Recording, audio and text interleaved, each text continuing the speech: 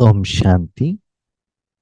आज के वरदान, बाप दादा के वरदान अपने मीठे बच्चों के प्रति। डेट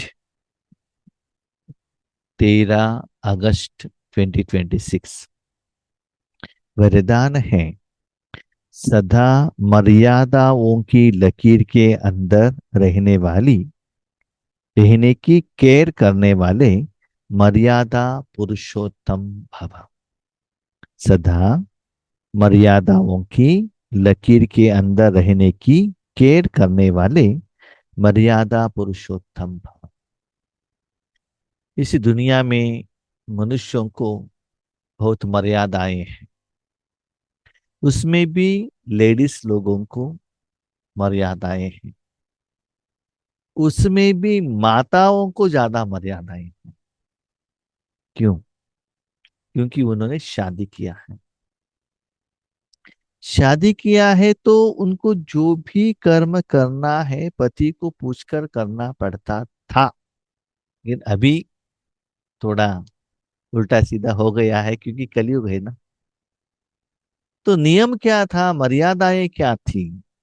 शादी करके आने के बाद आप अपने जिंदगी में कोई भी बात सीक्रेट के रूप में नहीं रख सकते थे। कुछ भी आपको करना है वो उनसे पूछकर, उनकी परमिशन लेकर, उनका परमिशन लेने के बाद ही आपको वो कर्म करना पड़ता था। और उन्होंने जो घर रखा है उसके अंदर ही आपको रहना पड़ता था। जो उन्होंने जो बाउंड्री लगाया है। कोई कोई भाई भाई लोग अपने पत्नियों को ड्रेस का कोड रखते हैं, और इनको ही फोन करना है, इनको नहीं करना है, ऐसे हर एक अपना अपना मर्यादाएं रखते हैं। आपको ऐसे ही रहना है। कोई गेस्ट, पुराने ये जो नॉर्थ इंडियंस लोग जो है ना, जो माताएं रहते, किसी के सामने भाई लोगों को सामने आते, वो क्या करते, साड़ी को आगे, फेस के आगे रख कर आते हैं। इवन में आप मुस्लिमों को भी देखा होगा, महिलाएं जब दुनिया में आते वो बुर्का पहनकर आते हैं ना। तो शरीर के लिए मर्यादाएं हैं। ऐसे हम बाबा के बच्चे बनने के बाद भी बाबा ने हमको भोजन का मर्यादाएं रखा है। शरीर को क्लीन रखने का मर्यादाएं रखे हैं। पैड्स पहनने का, वाइट कपड़े पहनने का। इसके साथ साथ आत्मा और मन बुद्धि का वेरी वेरी इंपॉर्टेंट मर्यादाएं हैं। ये जो बाबा कहते हैं, इसे शादीशुदा औरत जो है, पति के सैलरी से ही जिंदगी जीना पड़ता है और किसी से पैसा नहीं लेना। इवन जन्म दिया हुआ माँ बाप से भी पैसा वो नहीं ले सकती है। माँ बाप के घर में जाएगी तो भी पति के पैसे द्वारा जाना पड़ता है। ऐसी बाबा कहते, बच्चे अपने मन बुद्धि को सदा परमात्मा के अंदर रखना। That is first condition. मैं बाबा के अंदर में हूं। मैं हूं माना आत्मा तो नहीं रहेगी ना। आत्मा तो प्रकृति में रहेगी, लेकिन मन बुद्धि बाबा के अंदर में रखना है सदा। दैट इज फर्स्ट मर्यादा है। दूसरी मर्यादा है कि मैं सदा आत्मा हूं, सदा संगम युग में हूं। ये मर्यादाएं हमको सदा हर कर्म में फॉलो करना पड़ता है। उसके तरफ अटेंशन, केयर बाबा करता है, उसका अटेंशन रखना पड़ता है। डोंट केयर ऐसा नहीं। कभी कभी गांवों में जो माताएं या बहनें लेट करके आते हैं, तो घर वाले कहते हैं, देखो आप लेडीज हैं तो जल्दी घर में आना आना चाहिए, लेट करके नहीं आना चाहिए, ऐसे कहते हैं, है ना। कोई भी बात करना है सभी टाइम पर उनके जो बड़े लोग हैं ना, उनको एजुकेशन देते हैं। तो ऐसे मर्यादा पुरुषोत्तम भव, जिनको भी देखना है आत्मिक रूप में देखो, उनको रिस्पेक्ट दो। ऐसे सदा आप आत्मा है ना, उत्तम बनते चलना। इस शरीर के नाते में भी देख लीजिएगा, जो आत्माएं शरीरधारी घर का भोजन खाते हैं, नॉर्मली उनका फिजिकल हेल्थ अच्छा रहता है। जो बाहर का होटल का भोजन खाते हैं, या पिज्जा बर्गर इसे वे कहते हैं जिसमें केमिकल ज्यादा ऐड किया हुआ है, उससे शरीर का बीमारी ज्यादा होने लगते हैं। पुरुष उत्तम बनना है ना, मर्यादा के आधार पर पुरुष उत्तम बनना है। तो बाबा क्या कहते हैं, उत्तम बनना चाहिए माना वो श्रेष्ठ बनना चाहिए, उसका कल्याण होना चाहिए। आप सभी जानते हैं आत्मा अपने मन बुद्धि को बाहर भेजेगी, परमात्मा के बिना और कहाँ भी भेजेगी, वहां सभी जगह पर वातावरण, वायुमंडल, व्यक्ति, साधन, हुएवर इट में भी, आपको जन्म दिया हुआ माँ बाप भी हो सकते हैं, शरीरधारी पिता या आपने जन्म दिया हुआ बच्चा या बेटी, सभी में विकार भरा हुआ है, इतना भरा हुआ है। अपने मन बुद्धि को आप बाहर भेजेंगे तो उसका योग, उसका असर आपके ऊपर जरूर पड़ेगा। तो क्या होगा, आत्मा का वैल्यू कम होगा, आत्मा गंदा होगा, विकर्म होने लगेगा, उसका फल आपको भुगतना पड़ेगा। तो उत्तम नहीं बनते हो ना, कनिष्ठ बनते जाते हो, नीचे गिरते जाते हो। तो आत्मा को उत्तम बनाना है तो सदा सेफ्टी के मेजर, सेफ्टी के लकीर के अंदर रखना पड़ता है। इसीलिए सीता को लक्ष्मण ने 3 मर्यादा का लकीर लगाया था, 3 लगाया था। क्यों? मनसा वाचा कर्मणा, मन बुद्धि संस्कार, 3। ये मन बुद्धि संस्कार आपके कंट्रोल में है। सीता एक आत्मा है, राम शिव बाबा है, लक्ष्मण लक्ष्य और लक्षण है। जो आत्मा अपने मन बुद्धि संस्कार को वो मर्यादा के अंदर रखेगी तो शरीर कहा भी नहीं जाएगा। तो पहले सूक्ष्म कर्म इंद्रियों को पहले अंदर रखो। पहले मन कहता है क्या है, हाँ आज मुझे पिज्जा खाना है, उसके बाद शरीर चलता है। मन के डायरेक्शन के अनुसार शरीर चलेगा। मन ही वहां रुक गया तो शरीर नहीं जाता है ना। इसीलिए बाबा कहते हैं बच्चे, बाबा का जो मर्यादाएं हैं उसको सदा फॉलो करो, डोंट केयर मत करो। मुरली सुनेंगे तो भी चलता है, शाम को सुनेंगे तो भी चलता है, अमृत वेले उठेंगे तो भी चलता है, नहीं तो भी नहीं चलता है, ट्रैफिक कंट्रोल किया तो भी चलता है, नहीं तो नहीं चलता है, योग में आंख बंद करके बैठेंगे तो भी चलता है, ओपन करके बैठेंगे तो भी चलता है, जुटका लगाया तो भी चलता है, सो जाएंगे तो भी चलता है। ये नहीं होने वाला। जो नियम है, जो मर्यादाएं हैं, जो फॉलो करते हैं वही पुरुष में उत्तम बनते हैं। पुरुष माना, ये तो पुरुष के लिए कहा है ना, हम तो माता ही है, हमको अप्लीकेबल नहीं है।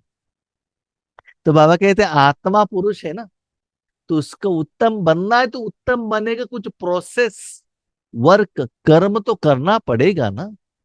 तो बाबा ने आज वरदान में कहा मर्यादा के आधार पर भी आत्मा उत्तम बन सकती है और उत्तम बनेगी भी। तो उस सारे मर्यादा को फॉलो करने की तरफ भी बच्चे आपको अटेंशन रखना पड़ता है। जो बच्चे अपने आप को एक ही बाप अर्थात राम की सच्ची सीता समझकर सदा मर्यादाओं की लकीर के अंदर रहते हैं, अर्थात यह केयर करते हैं, वह केयरफुल सो चेयरफुल स्वतः रहते हैं। सदा बाबा के गोद में रहना, मन से बाबा बिंदु है, मैं उसके अंदर में हूँ, वाइट कलर के अंदर में हूँ, इस स्मृति में रहना। तो बाबा उनको पालना करेगा ना। जैसे एक छोटा सा बच्चा माँ की गोद में है, समय के अनुसार बच्चों को जो चाहिए, पानी हो, भोजन हो, ना स्नान हो, जो भी है वो माँ दिलाती है ना। तो उसके अंदर बैठने से आत्मा को, तन को, मन बुद्धि संस्कार को जो चाहिए वो बाबा देता रहेगा, माना आपका केयर करेगा। लेकिन आप अपने मन बुद्धि से बाबा के केयर में, पालना में रहना पड़ेगा।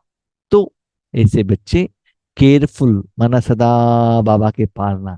जैसे माँ अपने बच्चों को एक हाथ से गोद में रख लेती है ना, दूसरे हाथ से कुछ काम करती है, साथ में अपने बच्चों से बातें करते ही रहती है। मैं सदा ऐसे ही करता हूँ, जो भी काम करना है बाबा से बातें करते ही रहता हूँ, कोई भी बात हो उससे कुछ लेना देना नहीं। बच्चे और माँ के बीच में वो कोई कंडीशन नहीं है कि ऐसे ही बातें करो नो।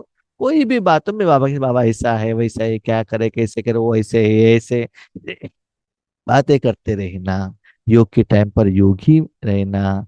और कभी कभी साधना करना है, कभी कमजोरी को देखना है, उसमें सीरियसली खुद को चेक करना, ऐसे से भी रहता है। तो ऐसे बच्चे जो भगवान से केयर लेते हैं सदा, सारे समय पर, हर संकल्प में, हर कर्म में, वो बच्चे सदा चीयरफुल, हर्षित रहते हैं।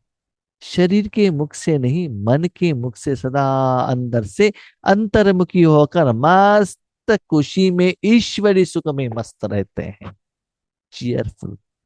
ऐसे नहीं कि धन मिला, भोजन मिला, सम्मान मिला, रिस्पेक्ट मिला, इसके आधार पर नहीं, लेकिन अंदर रूहानी कमाई, प्यार, पालना के आधार पर वो सदा चीयरफुल, फ्रेश रहते। जैसे कि सुबह शरीर को क्लीन करके, क्लीन कपड़ा पहनाकर, भोजन खिलाकर या ब्रेकफास्ट देकर कर्म पर जाते हो तो कितना चेयरफुल रहता है। रात को नींद भी ठीक से हुआ है तो ठीक है। ऐसे वो बच्चे सदा मन से कोई चिंता, टेंशन, समस्या, परिस्थिति का प्रभाव उनके ऊपर नहीं पड़ता।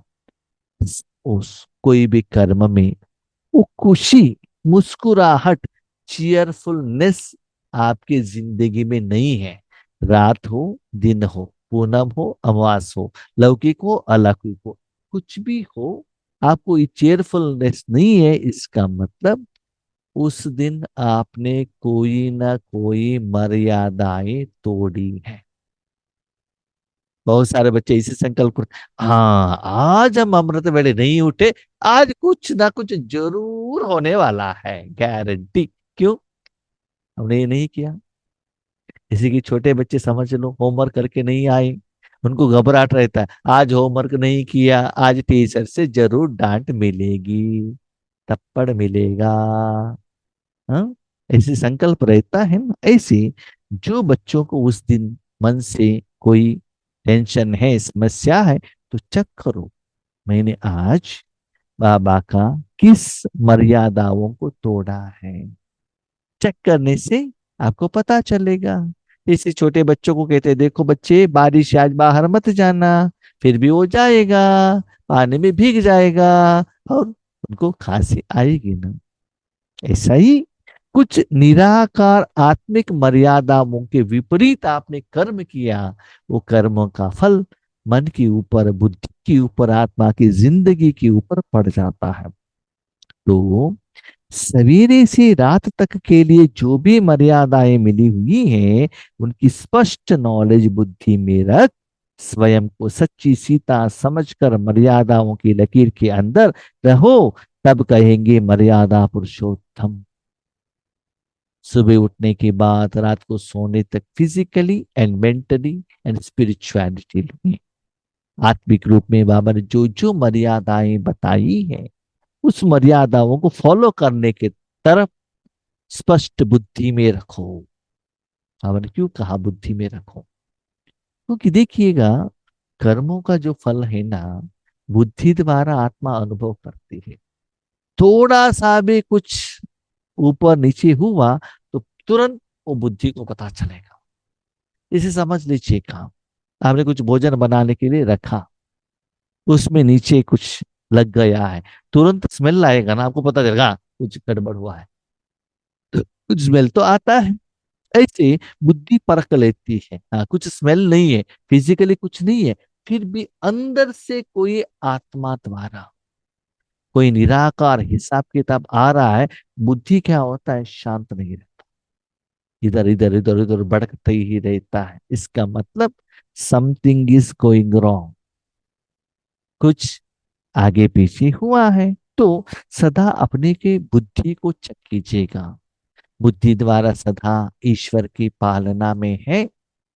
बुद्धि में और आपका मन बुद्धि और कहा भी है, इसका मतलब जिसके साथ आप मन रखे हो उसका गुण या अवगुण आपके ऊपर पड़ जाएगा। तो बुद्धि सदा बाबा की तरफ है। अभी समझ लो, एक छोटा सा बच्चा है, शरीर रूपी साधन है, तो वो सदा अपने शरीर रूपी साधन माँ की गोद में रखता है। उनको सेफ्टी का मेजर, पालना, माँ का गोद का प्यार का एहसास होता है।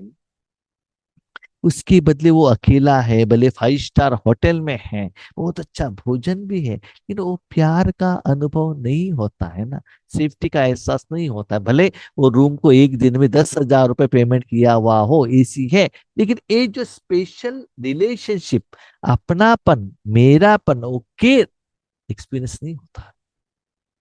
जैसे आप कोई भी कर्म करो, बाबा के साथ में रहो, तो एक्स्ट्रा वो प्यार और उस कर्म में बाबा का इंटरफियरेंस, उसके आधार पर सफलता का अनुभव आपको होता रहेगा। लेकिन जो बच्चे मर्यादा के अंदर रहेंगे, उनको ही बाबा का प्यार मिलेगा ना।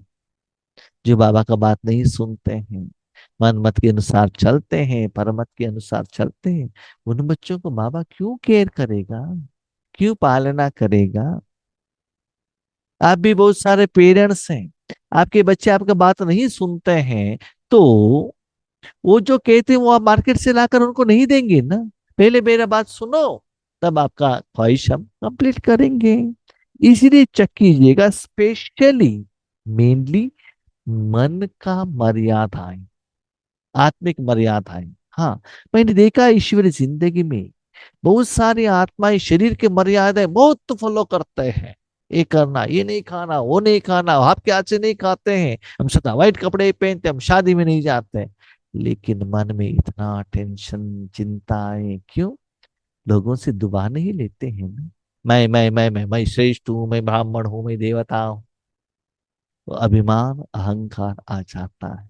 नहीं, हाँ, शरीर का नियम फॉलो करना है, हम ये नहीं कहते उसको फॉलो नहीं करना, नेग्लेक्ट करना है, नहीं, उससे नहीं, लेकिन मन का वेरी,